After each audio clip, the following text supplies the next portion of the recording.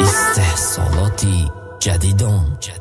جنگی موی توفنا توری ترافاتا می پوشونا ترا ممکن خرسان کنه نکی مرا مسوزونا اب 10 روزی به تلیم شکستش بدم بدی جنگ گفتم عشقم شوم تازه میشه چورنگ حس کردم تا قگیره برم دا جایت خالی بود ترا فراموش کردن این فکری سری خالی بود اشکی ما باران نسته که شو و چنگ خاک کرشته اومد نتانسته دختر جیگری چاکا آواز تا یاد کردم رفتم قرض کم تل خریدم نامراتا نبیرد کردم نکی خدمت قپیدم با چند روزی دیگرش داد کردم اسمساتا چیندم سکاچ کردم در آندگی صورتاتا به ما عادت نگفتم پگم مزنم زنگش دوست داریش میکنم وقتا دیگه نمیکنم جنگش مرنگی دیوانه خدم خدمت خرسن دارم ورادی پیان نستم و خدا که اشارم ما درد ما بجا کردم برای آینده عشق ما ندانستم میبینیم چیزی هست در سرنوشت ما خدا ما را یک جا کنه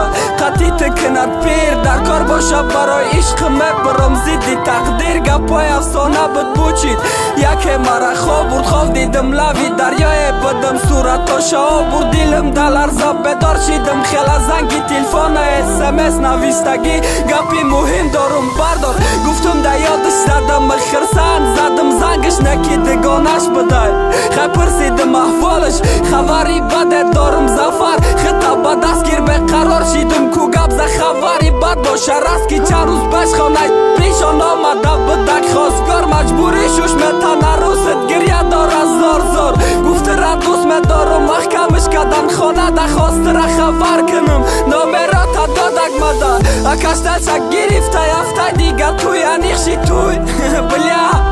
همه جاش قزیق شید دو وابشه چی گفت استی اینجا به جانه که دیلم هم امرم به او در کار باشه براش پیلا ای چای اوی ربک عشقی ما دازیشید کشیدم زدم دلا در زمین دیت پیچید یا ما امرم یا توی مشه یا کی ما یک جا مشم یا رنگی لیلی و مشتو چخچخی عاشقا مشم ای بسته بی سبزینم توی نمشم ما زندهیم اشتد بکم همیم ما حالی نمردهیم نفسی آخر مکشم با دستات سر مدم مکشم شایی برتا و خانه توی داره در مدم سری قرده تخت